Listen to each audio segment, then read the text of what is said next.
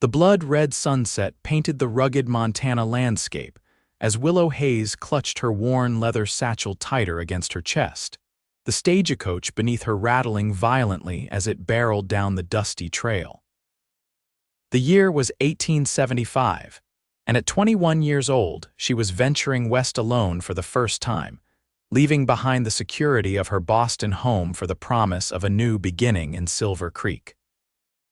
"Not much further now, miss," the driver called down, his voice barely audible above the thundering hooves and creaking wood. "Should reach Silver Creek before nightfall if the good Lord's willing and the creek don't rise." Willow nodded, though she knew he couldn't see her. The other passengers, a middle-aged couple and an elderly gentleman, had long since given up on conversation, each one swaying with the motion of the coach, faces etched with the weariness of days spent traveling. She turned her attention back to the landscape unfurling before her, the vast untamed wilderness both terrifying and exhilarating. Her father's final letter had arrived 3 months after his death, describing the small parcel of land he'd purchased near Silver Creek, Montana. A fresh start, he'd called it. Somewhere his only daughter could build a life away from the painful memories that haunted their Boston home after her mother's passing. Enclosed with the letter had been the deed to the property and enough money for the journey west. The stagecoach lurched suddenly, throwing Willow against the side panel. Outside, the driver shouted a string of curses that would have scandalized her former finishing school teachers. "Whoa there! Whoa!" The panic in his voice sent a chill down Willow's spine. The vehicle tilted precariously, and then, with a sickening crack, the right wheel gave way. Screams filled the confined space as the stagecoach toppled onto its side, sending passengers tumbling against each other. Willow's head struck something hard, and for a moment, stars exploded behind her eyelids. When the world stopped spinning, she found herself pinned beneath the elderly gentleman, who was moaning softly. With effort, she extricated herself and crawled toward the door, now positioned above them like a hatch. "Is everyone all right?" she called, her voice trembling. The middle-aged woman was bleeding from a cut on her forehead, but she nodded. Her husband appeared dazed but conscious.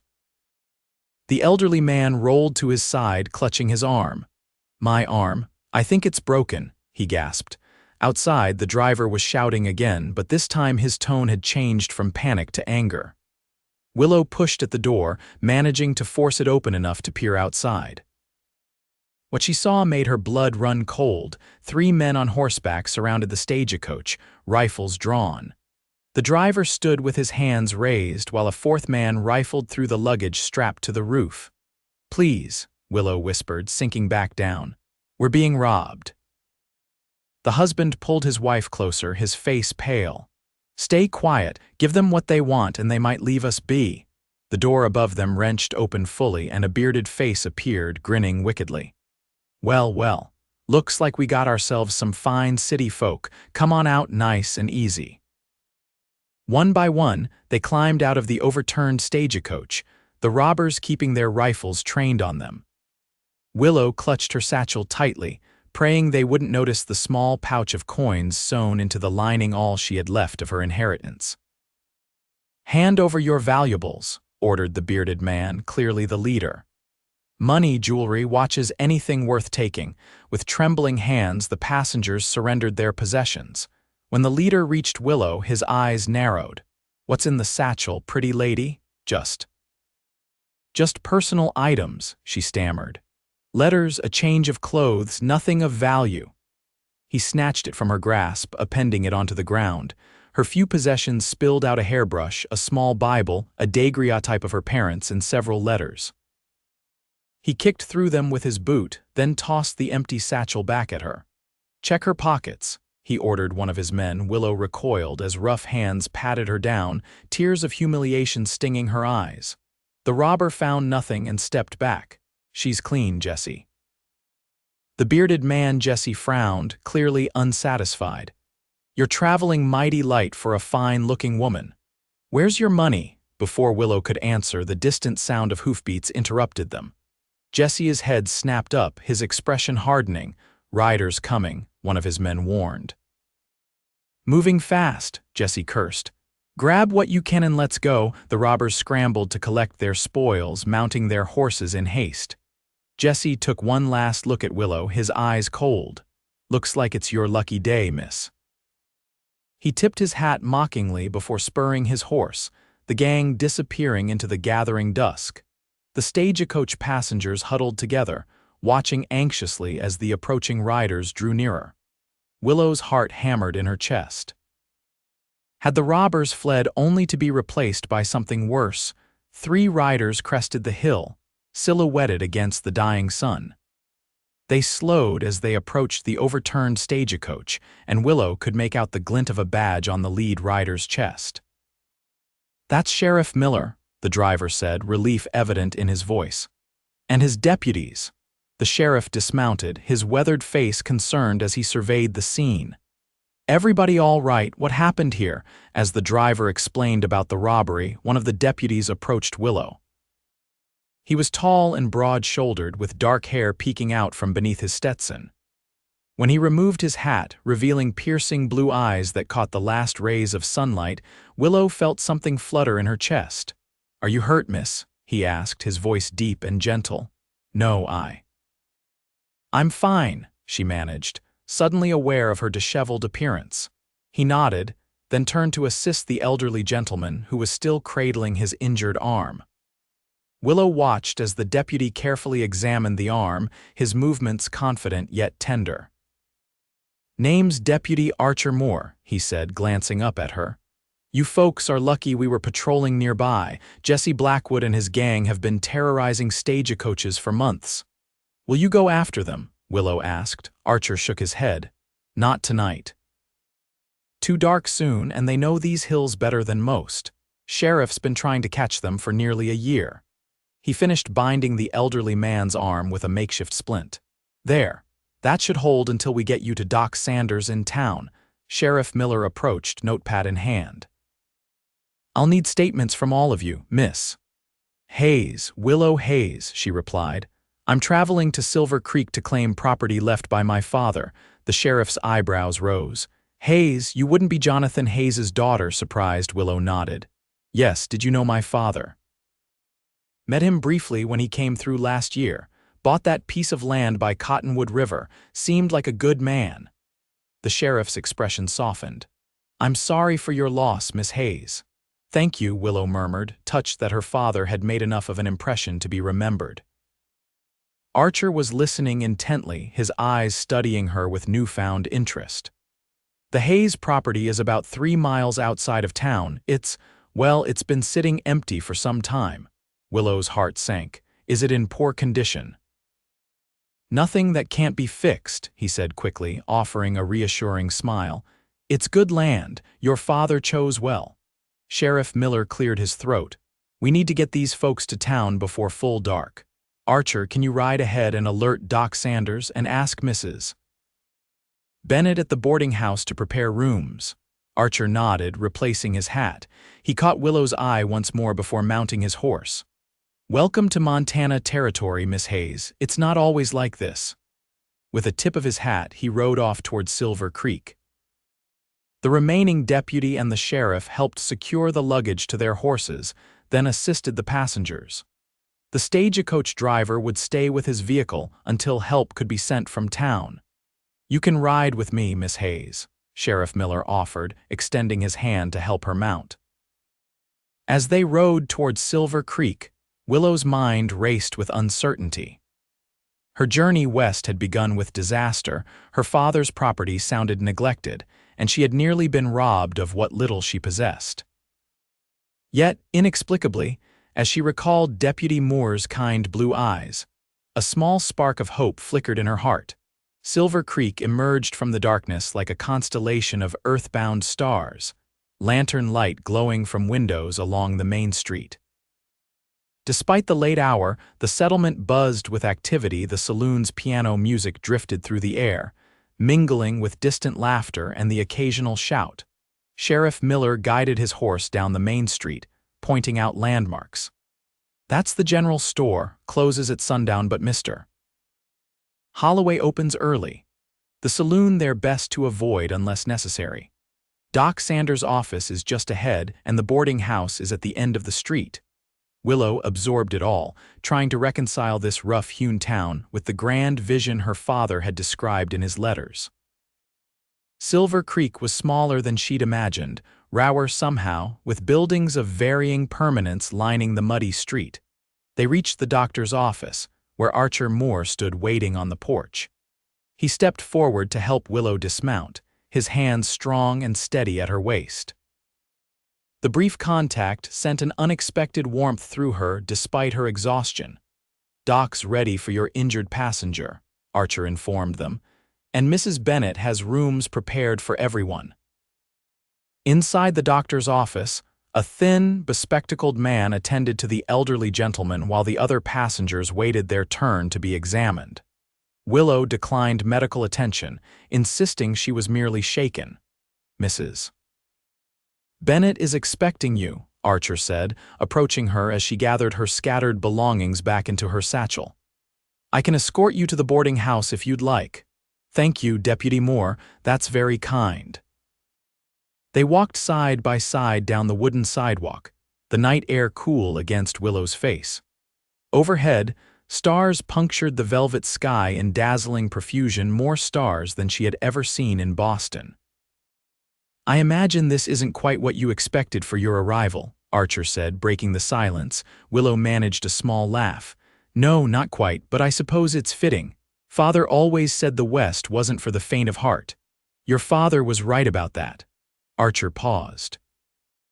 "If you don't mind my asking, what brings a Boston lady all the way to Silver Creek? Most women come out here with husbands or family." "I have no family left in Boston," Willow replied softly. "After my father died, there was nothing keeping me there." His letters spoke of Silver Creek as a place of possibility where a person could build something meaningful. She glanced at Archer. "I suppose that sounds foolish." "Not foolish at all. That's why most of us are here." His eyes met hers, sincere and warm in the lamplight. "Silver Creek's growing. Rough around the edges, but good people for the most part." They reached the boarding house, a two-story white clapboard structure with green shutters and a wide porch. It was by far the most inviting building Willow had seen since arriving. Mrs. Bennett greeted them at the door, a plump, gray-haired woman with kind eyes and a no-nonsense manner. "You must be Miss Hayes. Land sakes, child, I heard about the robbery. Come in, come in. I've got hot water for washing and stew still warm on the stove." Willow thanked Archer for his escort, suddenly reluctant to say goodnight. "I'll come by tomorrow," he said, as if sensing her unspoken thought.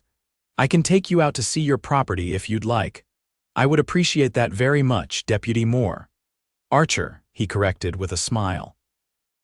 "Folks around here mostly use first names, less formal than back east." "Then thank you, Archer," she replied, testing the familiarity of his name. "Good night." "Good night, Miss Hayes, Willow," she offered, surprising herself with her boldness. His smile widened. "Good night, Willow," as Mrs. Bennett showed her to a small but clean room on the second floor. Willow found herself thinking not of the harrowing stagecoach robbery or the uncertainties that lay ahead, but of Deputy Archer Moore and his kind blue eyes. Morning arrived with golden sunlight streaming through lace curtains and the aroma of coffee and bacon wafting upstairs. Willow dressed carefully in one of her two remaining dresses, a practical blue cotton with minimal adornment, and arranged her chestnut hair in a simple knot. Her reflection in the small mirror revealed shadows under her green eyes, testament to a night of fitful sleep filled with dreams of masked robbers and a certain blue-eyed deputy. Downstairs, the boarding house dining room buzzed with conversation. Several boarders, two traveling salesmen, and a young schoolteacher were already seated at the long oak table. Mrs. Bennett bustled between the kitchen and dining room, refilling coffee cups and urging everyone to eat their fill. "There you are, Miss Hayes. Come sit. You need a hearty breakfast after yesterday's ordeal." Mrs. Bennett guided her to an empty chair and promptly filled her plate with eggs, bacon, and biscuits drowning in gravy. "Thank you, Mrs. Bennett. This looks wonderful." Willow hadn't realized how hungry she was until the food appeared before her. Deputy Moore stopped by earlier, Mrs. Bennet mentioned casually, though her eyes twinkled with interest. Said he'd return at 9 to escort you to your property. Willow glanced at the clock on the mantel. 8:30. Her stomach fluttered with nervous anticipation. "Have you met many of our townsfolk yet?" asked the schoolteacher, a friendly woman who introduced herself as Miss Perkins. "Only the sheriff and Deputy Moore," Willow replied. "And of course Mrs. Bennet, who has been most welcoming."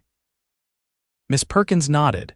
"Silver Creek is small but growing. We've nearly 40 children at the schoolhouse now and more families arriving each month." She lowered her voice conspiratorially. "And plenty of bachelors, though most aren't the marrying kind, Mrs.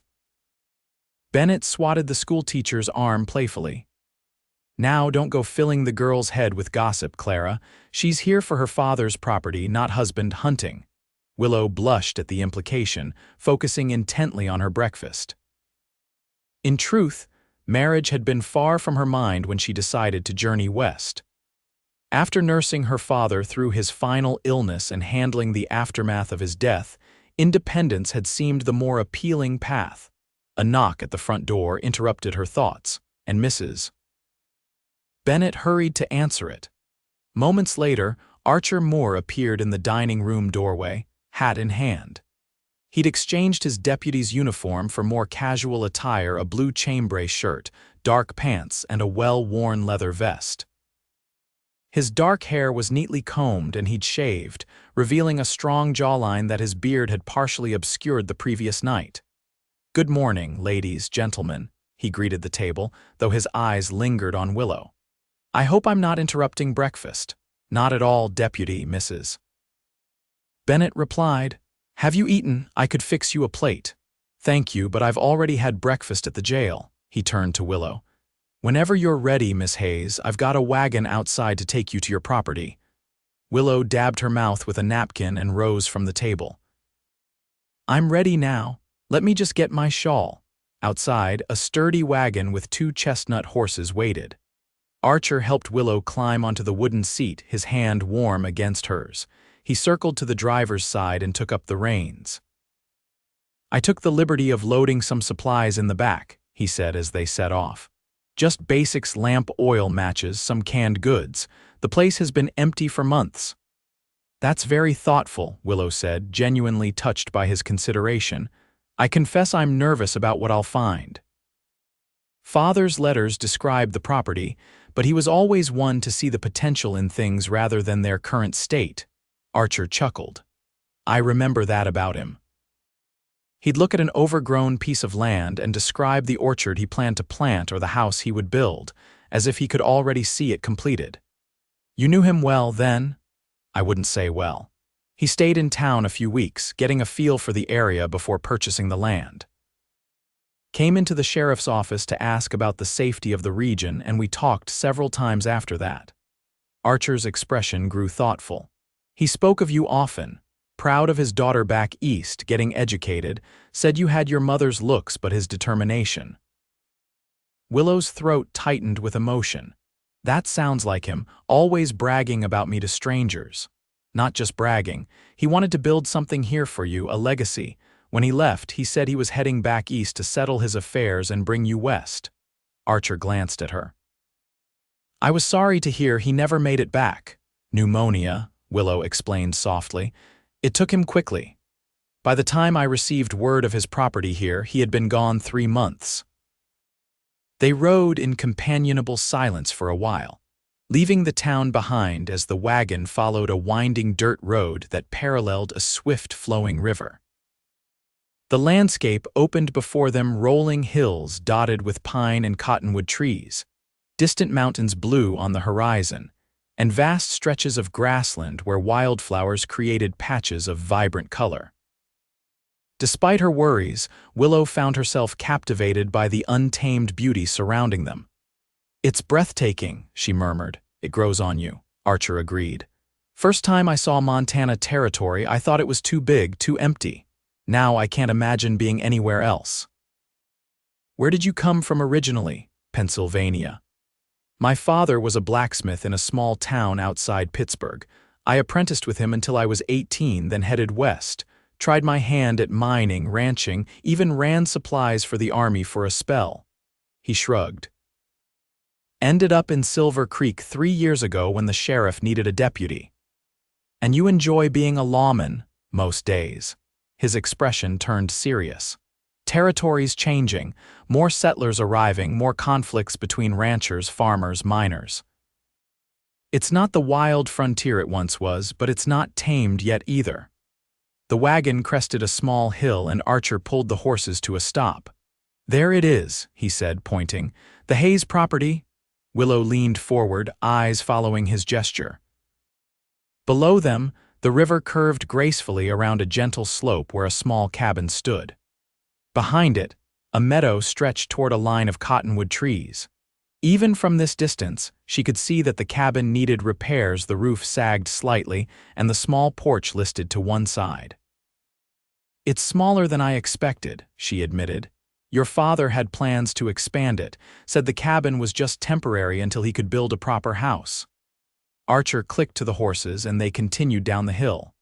The land is good, though. 15 acres total with water rights to the river. Soils fertile in the bottomland, good for growing almost anything. As they drew closer, Willow took in more details. A small barn stood behind the cabin, weathered but solid. Nearby, the remains of what might have been a garden plot were barely visible beneath tall grass and weeds. The cabin itself was rough-hewn but sturdily built, with a stone chimney and 2 small windows facing the river. Archer brought the wagon to a stop in front of the cabin and set the brake. It needs work, he said, watching Willow's face carefully, but the structure's sound. Your father built it to last. Willow nodded, unable to speak past the lump in her throat. This humble cabin was her father's final dream, the future he had envisioned for them both. Now it was hers alone. Archer jumped down from the wagon and came around to help her descend. His strong hands steadied her as her boots touched Montana soil for the first time. Her soil now. Would you like to see inside? He asked gently. Yes, she whispered. Yes, I would. Together they approached the cabin door. Archer produced a key from his pocket. Your father left this with the sheriff before he departed, in case anything needed tending while he was gone. The key turned with a rusty scrape, and the door swung open on protesting hinges. Dust motes danced in the sunbeams that penetrated the dim interior. Willow stepped inside, her eyes adjusting slowly to the shadowed room. The cabin consisted of a single large space with a stone fireplace at one end. A rough wooden table with 2 chairs stood in the center. Against one wall was a bed frame with a straw-filled mattress, and opposite it, a small counter with shelves above held a few dishes and cooking implements. Everything was covered in a fine layer of dust, but otherwise untouched, as if waiting for its owner to return. Willow moved slowly through the space, running her fingers along the table's edge. Her father had crafted this furniture, built these walls. His presence lingered in every corner. He just started on an addition there, Archer said, pointing to a doorway covered with a canvas tarp. Said it was to be your room. Willow pulled back the tarp. Beyond was the skeletal beginning of a room, wall studs erected but not yet enclosed, a window frame without glass, a floor partially laid with rough planks. Oh, father, she whispered, emotion finally overwhelming her. She pressed a hand to her mouth, trying to stifle the sob that escaped. Archer stepped closer, concern etched on his face. I'm sorry.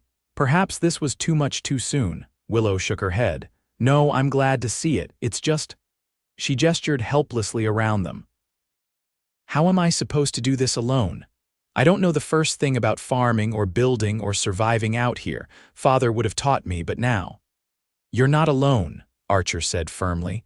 Silver Creek takes care of its own, and like it or not, you're one of us now. Your father's friends will help. I have no money to hire help, Willow admitted. What little I had went to settling father's debts in Boston and paying for my journey here. Archer's expression softened. Out here, we don't always use money. We trade labor, skills, resources. You teach someone to read, they help mend your roof. You nurse someone's sick child, they plow your field come spring." He smiled. "And I happen to know the sheriff would be amenable to me taking a few days to help get this place habitable. Consider it fulfilling our duty to protect and serve." Willow looked up at him, struck by his kindness. "Why would you do that for a stranger?" "I told you you're not a stranger. You're Jonathan Hayes's daughter." His blue eyes held her steadily, and "I'd like to think we could be friends." Something in his gaze made Willow's heart beat faster. "I would like that very much, Archer." The moment stretched between them, filled with unspoken possibilities. Then Archer cleared his throat and stepped back. "Let's open these windows, get some fresh air in here, then we can make a list of what needs doing first." By midday, they had aired out the cabin, swept away months of dust, and unloaded the supplies Archer had brought. He had checked the roof, declaring it sound despite its sag, and promised to return the next day with lumber to repair the porch. "I should get you back to town before dark," he said as they stood outside the cabin, surveying their work. "Unless you plan to stay here tonight," Willow glanced at the cabin. Though cleaner now, it remained a Spartan shelter, not yet a home. "I think another night at Mrs. Bennett's would be wise. I'll need to purchase supplies before I can properly live here." On the return journey, they talked easily about practical matters, what supplies she would need, which townspeople might be willing to trade services, how to prepare the cabin for the approaching winter. Yet beneath the practical conversation ran a current of awareness that hadn't been there on the outward journey. Their hands had brushed too many times while working together for it to be entirely accidental, and Willow had caught Archer watching her when he thought she wouldn't notice. As Silver Creek came into view, Willow found herself reluctant for their time together to end. "Thank you for today," she said, "for everything. It was my pleasure." Archer's smile was genuine. "I'll come by the boarding house tomorrow morning if that suits you. We can visit the general store for supplies, then head back out to continue working on the cabin." "That would be perfect." At the boarding house, Archer helped her down from the wagon, his hands lingering at her waist just a moment longer than necessary. "Until tomorrow, Willow." "Until tomorrow, Archer." Mrs. Bennett was waiting inside with a knowing smile and dozens of questions about the property, which Willow answered patiently over supper. Later, in her room, Willow sat by the window, gazing at the stars and reflecting on how completely her life had changed in just 2 days. Boston seemed a lifetime away now. Here in Silver Creek, she was no longer the proper young lady who had spent her days at endless social calls and charity committees. Here, she was simply Willow Hayes, owner of 15 acres and a run-down cabin, a woman with dirt under her fingernails and the beginnings of a sunburn on her nose. And for the first time since her father's death, she felt a genuine spark of hope for the future. True to his word, Archer arrived at the boarding house the following morning with his wagon already loaded with lumber, tools, and other supplies. "Sheriff's given me 3 days to help you get settled," he explained as they headed toward the general store. "Said it's quieter than usual in town anyway." The general store proved to be a treasure trove of necessities. Mr. Holloway, the proprietor, greeted Willow warmly when Archer introduced her as Jonathan Hayes's daughter. "Your father was a good man," Holloway said, shaking her hand vigorously. "Knew his way around quality tools, too. Particular about what he bought, wouldn't settle for less than the best when it came to building materials." With Archer's guidance, Willow selected essentials: flour, sugar, coffee, salt, dried beans, and canned goods for her pantry, lamp oil, candles, and matches for light, sturdy cookware to replace the rusted items in the cabin, and bedding for the straw mattress. "Put it on my account," Archer told Holloway when Willow reached for her dwindling supply of money. "Archer, no," Willow protested. "I can't let you do that. Consider it a loan," he said quietly. "You can pay me back when you're on your feet, or better yet, in trade I hear you're educated." "I never learned much beyond basic reading and figures. Maybe you could teach me sometime." The idea of spending evenings teaching Archer, their heads bent together over books, sent a pleasant warmth through Willow. "I'd be happy to," she agreed. Their next stop was the livery stable, where Archer introduced her to the owner, a grizzled man named Walter Burke. "Miss Hayes needs transportation," Archer explained. "Something gentle but reliable." Burke scratched his beard thoughtfully. "Got a nice little mare, came in last week. Previous owner passed on and his widow's moving back east. Horse is about 7 years old, calm disposition. Good for a lady rider."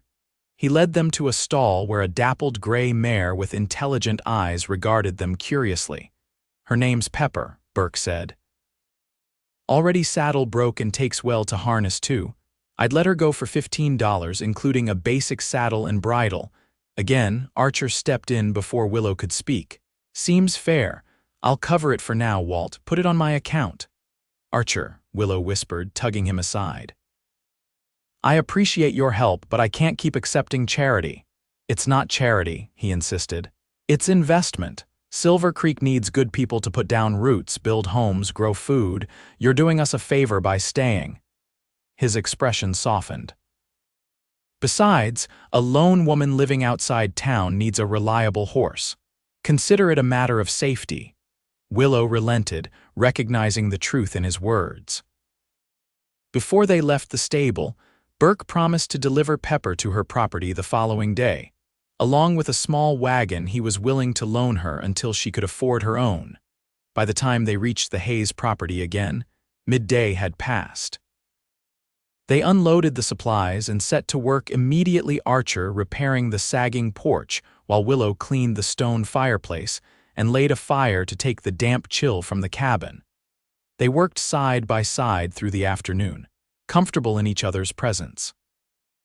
Archer told stories of his early days in the West, making Willow laugh with tales of his misadventures. In turn, she shared memories of Boston and her father, finding it easier to speak of him here, in the place he'd loved. As dusk approached, Archer built up the fire and lit the lamps while Willow prepared a simple supper from their supplies. They ate at the rough wooden table, the golden lamplight casting a warm glow over their faces. "I should head back to town soon," Archer said reluctantly. "Will you be comfortable staying here tonight?" Willow glanced around the cabin. Though still rustic, it felt different now, warmer, more welcoming. "Yes, I think so. You've made it quite secure." "I'll be back at first light tomorrow," he promised. "We'll fix that roof and finish the porch. Maybe even start on enclosing that additional room." "Thank you, Archer. I don't know how I would have managed without your help." His eyes met hers across the table, serious now. "You're stronger than you realize, Willow. You would have found a way." He paused, then added softly, "But I'm glad I could be here." After Archer departed, Willow secured the door and prepared for her first night alone in her new home. She arranged her bedding on the straw mattress and changed into her nightgown, the simple routine taking on new significance in these surroundings. Through the small window, she could see stars emerging in the darkening sky, more brilliant than she had ever seen them in Boston. Despite her solitude, Willow felt strangely at peace. This place that had seemed so alien just days ago was already beginning to feel like home. She drifted to sleep with thoughts of blue eyes and strong, gentle hands. The following 2 days fell into a pattern. Archer would arrive early, they would work together on the cabin through the day, share meals, and talk easily about everything and nothing. By the third evening, the porch was solid, the roof no longer sagged, and the additional room had walls and a proper door, though it remained unfinished inside. Word had spread through Silver Creek about Jonathan Hayes's daughter, and visitors began to appear. Mrs. Bennett brought a basket of preserves and fresh bread. Sheriff Miller stopped by briefly to check on their progress. Even Clara Perkins, the schoolteacher, rode out with books she thought Willow might enjoy during the quiet evenings. Most surprising was the arrival of 3 women from nearby farms who introduced themselves as the Silver Creek Ladies' Aid Society. They brought household items, curtains, dishcloths, a patchwork quilt, and offers of friendship. "We meet every Wednesday at the church," explained Mrs. Peterson, their unofficial leader. Sewing, canning, whatever needs doing, you'd be most welcome to join us. Willow accepted their invitation gratefully, recognizing the importance of female companionship in this new life. Pepper proved to be a gentle, reliable mare, just as Walter Burke had promised.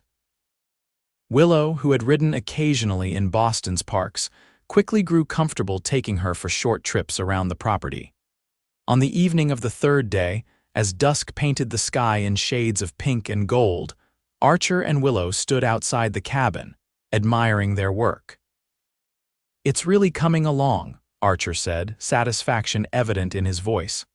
"Another week or two and you'll have the additional room finished. The garden plot is cleared for spring planting, wood stacked for winter." "I couldn't have done any of this without you," Willow said softly. "You'd have managed." Archer turned to face her, his expression serious. "I have to return to regular duties tomorrow. Sheriff can't spare me anymore, not with the trouble we've been having with cattle rustlers up north." Disappointment settled in Willow's chest, though she had known this moment would come. "Of course, you've already done far more than I had any right to expect." "I'll still come by when I can," he promised. "And you know how to reach town if you need anything." Willow nodded, trying to smile. "I'll be fine." Archer studied her face in the fading light. "You know, when your father talked about bringing you west, I imagined some delicate eastern flower who'd wilt at the first sign of hardship, but you're not like that at all." "No?" Willow asked, curious despite herself. "No, you're." He seemed to search for the right words. "You're like these wildflowers that grow out here, seem fragile at first glance, but they survive drought, wind, even snow, come back stronger each year." The unexpected poetry of his words touched something deep inside Willow. "That might be the nicest thing anyone has ever said to me," Archer smiled, a hint of shyness in his expression. "Well, it's true." He glanced at the darkening sky. "I should head back before full dark." "Wait," Willow said impulsively. Would you walk with me to the river first?" "I've been so busy with the cabin, I haven't properly explored my own property." Archer's smile widened. "I'd like that." They walked side by side down the gentle slope toward the Cottonwood River, which gleamed silver in the twilight. The air was cool but not cold, fragrant with pine and wild sage. Crickets had begun their evening chorus, and somewhere in the distance, a coyote called to its pack. At the riverbank, they paused, watching the water flow past, swift and sure. Stars had begun to appear overhead, reflecting in the dark surface of the river. "It's beautiful," Willow murmured. "Your father used to come down here in the evenings," Archer said. "Said it reminded him of a place he knew as a boy in Pennsylvania. He never told me that." Willow felt a pang of sadness for all the stories she would never hear from her father's lips. He was full of stories. "Used to stop by the sheriff's office just to talk sometimes." Archer picked up a flat stone and skipped it across the water's surface. "Told me once that the happiest days of his life were when he courted your mother. Said he knew she was the one the first time he saw her." Willow smiled at the memory. "Mother used to say he was so nervous on their first meeting that he tripped over a footstool and spilled punch all over her new dress. She thought he was charming despite it, or perhaps because of it." "I can understand that feeling," Archer said quietly. Willow glanced up at him, caught by something in his tone. In the gathering darkness, his features were softened, his eyes reflecting the first evening stars. "Can you?" she asked, her voice barely above a whisper.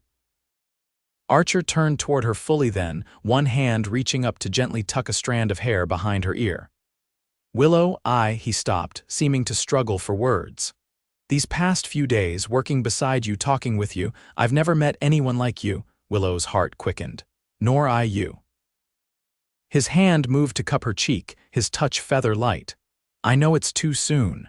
You've only just arrived, you're still settling in, but I wanted you to know that when you're ready, if you're ever ready, I'd like to call on you, properly." The sincerity in his eyes took Willow's breath away. In Boston, courtship was a carefully choreographed dance of social calls, chaperoned outings, and polite conversation. But here, with the river flowing beside them and stars spreading across the vast Montana sky, Such formalities seemed unnecessary. "I think," she said softly, "I would like that very much." Archer's smile was like sunrise. His hand slipped to her waist, drawing her gently closer. Willow's heart hammered against her ribs as he leaned down, his intention clear in his eyes. "May I?" he whispered. In answer, Willow lifted her face to his. Their lips met in a kiss as gentle as a summer breeze, brief but filled with promise. When they parted, Archer kept his arms around her, holding her close as if she were something precious. "I've been wanting to do that since the moment I saw you climb out of that overturned stagecoach," he confessed. Willow laughed softly. "Even covered in dust and terrified out of my wits. Especially then. You looked like you wanted to fight the whole world, robbers and all." Above them, stars blazed in the clear night sky, witnesses to this moment that Willow knew she would remember all her days, the cowboy who held her by the river, and her first kiss beneath the stars. As autumn deepened toward winter, Willow settled into the rhythm of her new life. The cabin became a home, filled with small touches that reflected her personality: wildflowers in jars on the table, curtains at the windows, books stacked beside her bed. The additional room was completed before the first snowfall, giving her a private space that felt like a luxury after weeks in the main room.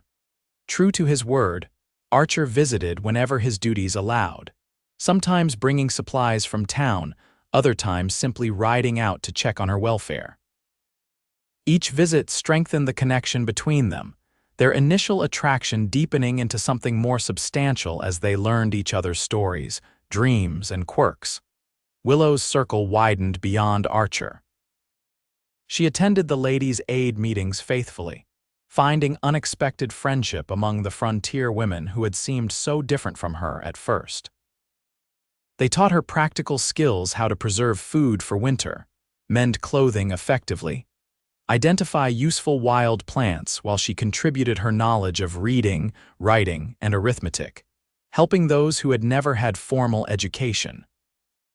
On Sundays, she rode Pepper into town for church services, often staying afterward for community dinners where she met more of Silver Creek's residents. Gradually, she shed her identity as the Eastern Lady or Hayes's daughter and became simply Willow, a neighbor and friend. Winter arrived with a ferocity that surprised even those accustomed to Montana's harsh climate. Snow piled in drifts taller than a man, and temperatures plummeted so low that the Cottonwood River froze solid in places. Willow was grateful for the well-stocked woodpile and pantry that Archer had insisted she prepare. During one particularly brutal blizzard, Willow worried constantly about Archer, knowing he and Sheriff Miller were out checking on isolated homesteads. When he finally appeared at her door 3 days later, his face wind-burned and exhausted, she had to restrain herself from throwing her arms around him in relief. "You look half frozen," she scolded, ushering him inside to the warmth of her fireplace. "What were you thinking, riding out in this weather?" "Had to make sure you were all right," he said simply, accepting the cup of hot coffee she pressed into his hands. "I'm perfectly fine. The cabin is warm, I have plenty of food, and Pepper is snug in the barn." She sat beside him, studying his tired face. "You're the one I've been worried about." His eyes softened at her concern. "Been a rough few days. Lost 2 homesteaders up north, elderly couple, found them frozen in their bed, stove had gone out." Willow covered his hand with hers. "I'm so sorry." "It's the worst part of the job, seeing good people fall victim to circumstances they can't control." He stared into the fire. "Makes me realize how fragile life is out here, how quickly everything can change." They sat in companionable silence for a while, the only sounds the crackling fire and the howling wind outside. When Archer finally spoke again, his voice was thoughtful. "Do you ever regret coming here? Leaving Boston behind?" Willow considered the question seriously. "Sometimes I miss certain comforts: hot baths whenever I want them, libraries full of books, concerts, and theaters." She smiled. "But no, I don't regret it. Boston was familiar, safe in many ways, but I was just existing there, not living. Here, every day brings challenges, yes, but also satisfaction." I'm building something of my own. Archer nodded, understanding in his eyes. Your father would be proud of what you've accomplished. I like to think so. Willow hesitated, then added softly, I think he would approve of us too. Archer's eyes met hers, warming with affection. I know he would. He told me once that all he wanted was for his daughter to find someone who would see her strength and value it, not try to diminish it. Did he really say that? He did. I remember thinking at the time that any man would be a fool not to value such qualities in a woman. Archer's hand turned beneath hers, their fingers intertwining. I had no idea then that I would be fortunate enough to meet you. Willow's heart swelled with emotion. In the months since their first kiss by the river, their courtship had progressed slowly but steadily. Archer had been respectful of her need to establish herself independently, never pushing for more than she was ready to give. But in moments like this, the depth of his feelings was clear, reflected in his eyes and gentle touch. The blizzard's supposed to break tomorrow, he said after a while. If the trails are passable, would you consider coming to town for Christmas? Mrs. Bennet is hosting dinner for those without family nearby. I'd like that, Willow replied. It would be nice not to spend the holiday alone. You're never alone, Archer said firmly. Not as long as I'm here. The promise in his words warmed Willow more thoroughly than the blazing fire. Christmas at Mrs. Bennet's boarding house proved to be a joyous affair, with a dozen guests gathered around tables laden with roast goose, potatoes, pies, and Mrs. Bennet's famous apple dumplings. Sheriff Miller sat at the head of the table, offering a heartfelt blessing before the feast began. Beside him sat his sister, visiting from back east, while Clara Perkins engaged Mr. Holloway from the general store in animated conversation about books. Willow, seated between Archer and Walter Burke from the livery, found herself surrounded by people who had been strangers just months ago, but now felt like extended family. The realization brought a lump to her throat. She had found belonging in this rugged frontier town, a community that had embraced her despite her Eastern background and inexperience. After dinner, someone produced a fiddle, and furniture was pushed aside for dancing. Archer led Willow through a lively reel, both of them laughing as they navigated the crowded space. You're a fair dancer for a lawman, Willow teased as they caught their breath between songs. My mother insisted all her sons learn to dance properly, Archer replied with a grin. Said no son of hers would stomp around a dance floor like a bear with a thorn in his paw. As the evening progressed, the tempo of the music slowed. Archer's hand at her waist drew Willow closer as they swayed to a gentle waltz.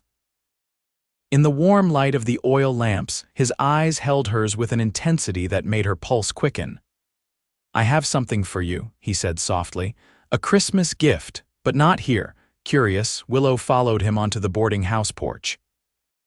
Snow blanketed the town in pristine white, and stars glittered overhead in the clear, cold sky. Archer led her to a quiet corner, partially sheltered from view by Mrs. Bennet's dormant climbing roses. From his pocket, he withdrew a small package wrapped in brown paper and tied with string. It's not much, he said, suddenly seeming nervous. Willow untied the string and carefully unwrapped the paper. Inside was a small wooden box beautifully carved with a pattern of wildflowers. When she opened it, a soft melody began to play. A music box, she whispered, delighted. Archer, it's beautiful. I remembered you saying how much you missed music. He rubbed the back of his neck, a gesture she had come to recognize as a sign of his uncertainty. I ordered it from a catalog months ago, had to have it shipped from Philadelphia. The thoughtfulness of the gift touched Willow deeply. I love it, thank you. There's something else, Archer said, his voice dropping lower. From another pocket he produced a second, smaller package. Willow's heart began to race as she accepted it. This package was lighter, wrapped in the same brown paper but with more care. She unwrapped it slowly, aware of Archer watching her intently. Inside was a ring, a simple gold band set with a small, perfect pearl. It was my grandmother's, Archer explained, his voice husky with emotion. My mother gave it to me before I left Pennsylvania, said I should save it for when I found the right woman. Willow looked up at him, her eyes wide with surprise and something more. I know we haven't known each other long by Eastern standards, Archer continued, and I'm not a wealthy man. I can't offer you grand houses or fine carriages, but I can promise to love you, respect you, and stand beside you through whatever life brings. He took her hand gently in his. Willow Hayes, will you marry me? In that moment, time seemed to stop. The sounds of the party inside faded away, and the cold December air around them stilled. Willow looked into Archer's eyes and saw everything she had ever wanted: honesty, strength, tenderness, and above all, a love that valued her exactly as she was. Yes, she whispered, her voice trembling with joy. Yes, Archer Moore, I will marry you. His face lit with a smile so radiant it rivaled the stars above.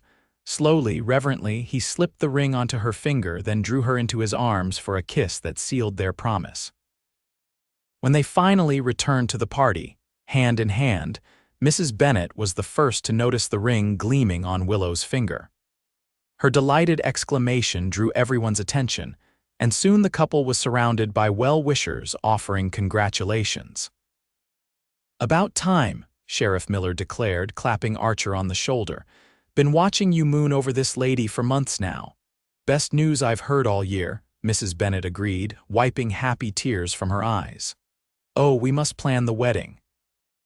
Spring would be lovely, after the thaw, but before it gets too hot.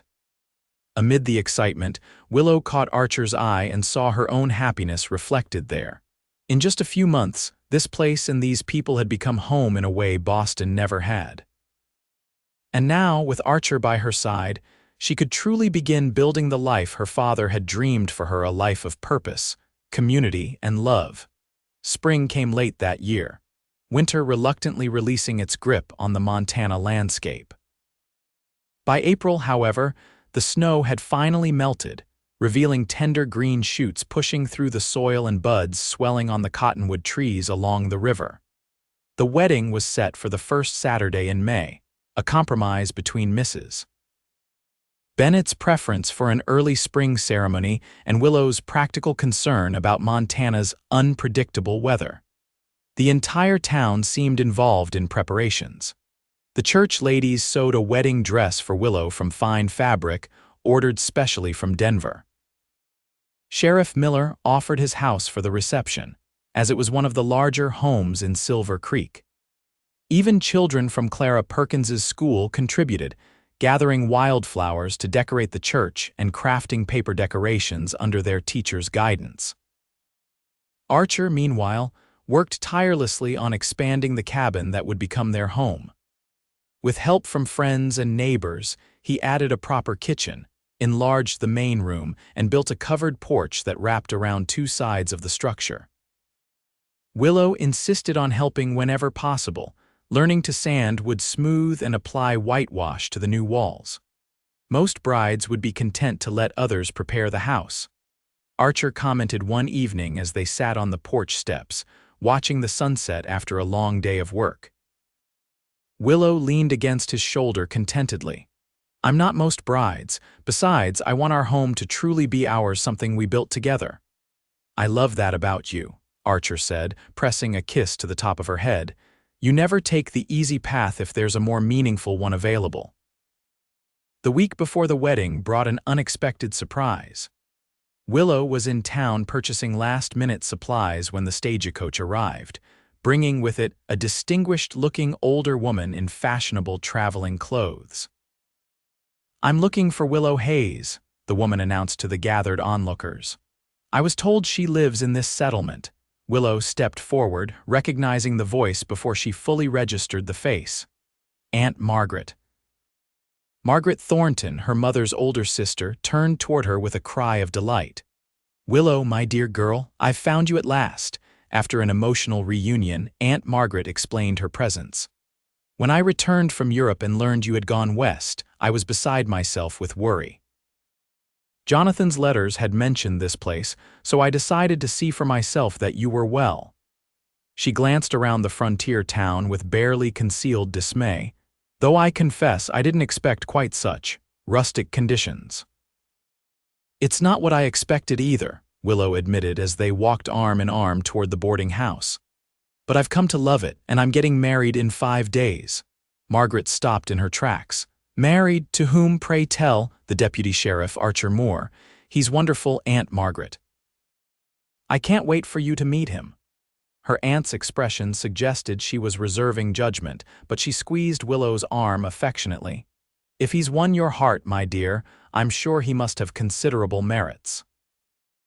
Archer, when introduced to Aunt Margaret that evening, displayed all the natural charm and genuine respect that had first drawn Willow to him. By the end of supper, even Margaret's initial reservations had begun to soften. He's not what I would have chosen for you, she confided to Willow later as they shared the boarding house's best guest room. But I can see he truly loves you, and you've blossomed here in a way I never saw in Boston. I'm happy, Aunt Margaret, truly happy. Then that's all that matters. Margaret reached into her traveling trunk and withdrew a flat, rectangular package. I brought this for you. I thought you might want it for your wedding day. Willow unwrapped the package to reveal a framed daguerreotype of her parents on their wedding day. Her mother, beautiful in her wedding gown, smiled serenely at the camera while her father stood proudly beside her, his hand covering hers. Oh, Aunt Margaret, Willow whispered, tears filling her eyes. Thank you. This means more than I can say. They would be proud of you, Willow. Following your heart, building a life on your own terms. Your mother always said you had a pioneer spirit, even as a little girl. The day of the wedding dawned clear and mild, as if nature itself approved of the union. The small church filled to capacity with residents of Silver Creek and surrounding homesteads, many of whom had traveled considerable distances to attend. In the tiny room behind the church that served as both vestry and bridal chamber, Willow stood before a mirror as Mrs. Bennet and Aunt Margaret made final adjustments to her gown. The dress was simpler than what she might have worn in Boston, but beautiful nonetheless. Ivory satin with delicate lace at the collar and cuffs, fitted perfectly to her slender frame. Something borrowed, Aunt Margaret said, fastening a pearl choker around Willow's neck. This was your grandmother's. Something blue, added Mrs. Bennet, tucking a blue ribbon into Willow's bouquet of wildflowers and white roses from her greenhouse. And something old, Clara Perkins contributed, presenting a lace handkerchief. It belonged to my mother. I carried it at my wedding. Willow accepted each item with a full heart, touched by the women's generosity. What about something new? She asked, trying to lighten the emotional moment. Mrs. Bennet smiled mysteriously. I believe your groom has that covered. Before Willow could question further, a knock at the door announced that it was time. Sheriff Miller, who had offered to give the bride away in her father's absence, entered looking uncomfortable but dignified in his best suit. Ready, Miss Hayes? He asked, offering his arm. Willow took a deep breath, thinking of the journey that had brought her to this moment from Boston society to a frontier town, from grief to joy, from solitude to belonging. Ready, she answered, her voice steady and sure. The small church had been transformed by loving hands. Wildflowers adorned every pew, and sunlight streamed through the windows, casting patterns on the wooden floor. As the congregation rose and turned to watch her entrance, Willow saw only Archer, waiting for her at the altar. He stood tall and handsome in a new black suit, his dark hair neatly combed, his blue eyes filled with wonder as he watched her approach. Beside him, a young deputy named Michael served as best man, beaming with pride at his role in the proceedings. When Sheriff Miller placed her hand in Archer's, Willow felt as if her heart might burst with happiness. The minister's words washed over her solemn promises of love and fidelity in sickness and health for richer or poorer, until death parted them. I do, Archer vowed, his voice ringing with certainty. I do, Willow echoed, squeezing his hand. The rings, please, the minister requested. Archer produced the pearl ring he had given her at Christmas, now polished to a high shine. As he slipped it onto her finger again, he whispered words meant only for her. "My heart, my life, my love." Then came the surprise Mrs. Bennet had hinted at. From his pocket, Archer withdrew a second ring, a simple gold band engraved with a pattern of tiny stars. "Something new," he murmured as Willow slid it onto his finger, her hands trembling slightly with emotion. "By the power vested in me, I now pronounce you husband and wife," the minister declared. "What God has joined together, let no man put asunder." He smiled at Archer. "You may kiss your bride." Their kiss was brief but full of promise, mindful of the congregation watching yet conveying all the depth of their feelings. When they turned to face their friends and neighbors as Mr. and Mrs. Moore, the church erupted in cheers and applause. The reception at Sheriff Miller's house lasted well into the evening. Tables groaned under the weight of food contributed by every household in Silver Creek: roasted meats, fresh bread, pies and cakes of every description.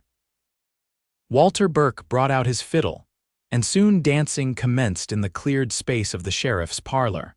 As the celebration continued around them, Archer drew Willow outside to the quiet of the porch. In the soft spring twilight, he held her close, still seemingly in awe that she was finally his wife. "Happy?" he asked, brushing a strand of hair from her face. "Completely," she assured him, "though I keep thinking how much Father would have loved to be here." "He is here in a way," Archer said gently. "In this town he loved, in the home he built for you, in the hearts of everyone who knew him." He paused, then added with a smile, "And I like to think he had a hand in bringing us together." Willow rested her head against his chest, listening to the steady beat of his heart. "I believe he did." Later that night, after the last guests had departed, and they had ridden to their cabin, now their home, Archer carried Willow across the threshold in traditional fashion, both of them laughing at the formality. Inside, the cabin glowed with lamplight, fresh curtains fluttering at the windows, and a fire burning welcomingly in the hearth. On the table stood a vase of wildflowers, and beside it, the framed daguerreotype of Willow's parents. "Welcome home, Mrs. Moore," Archer said softly, setting her on her feet but keeping his arms around her waist. "It's perfect," Willow whispered, taking in all the little touches that transformed the once rustic cabin into a true home. "Everything is perfect." In the privacy of their home, their kisses deepened, no longer constrained by propriety or watchful eyes. As Archer led her toward their bedroom, Willow felt no fear, only a deep certainty that this was exactly where she was meant to be with this man. In this place, beginning a life together filled with promise and love. The years that followed brought challenges and joys in equal measure, as life on the frontier demanded resilience and adaptability from all who chose it. Silver Creek grew steadily, attracting more settlers as the railroad expanded westward. Archer continued as deputy sheriff, earning a reputation for fairness and integrity that extended throughout the territory. Willow found her own place in the community, first by teaching reading and writing to adults who had never had formal education, then by starting a small lending library from books donated by townsfolk and ordered from Eastern catalogs. When Clara Perkins married and moved away, the town council asked Willow to take over as schoolteacher, a position she accepted with enthusiasm. Their first child, a son they named Jonathan after Willow's father, arrived a year after their wedding. 2 years later, a daughter joined the family, whom they called Margaret Rose in honor of Willow's aunt.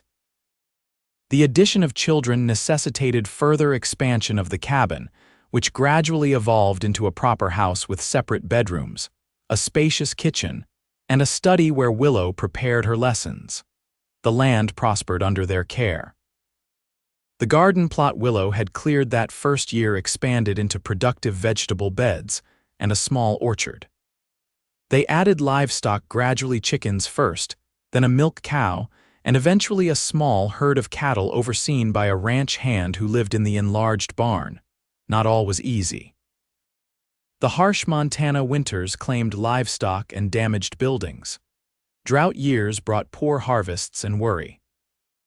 A particularly virulent fever swept through Silver Creek when Jonathan was 4, taking several lives and leaving Willow to nurse both children and Archer through terrifying days and nights before they recovered.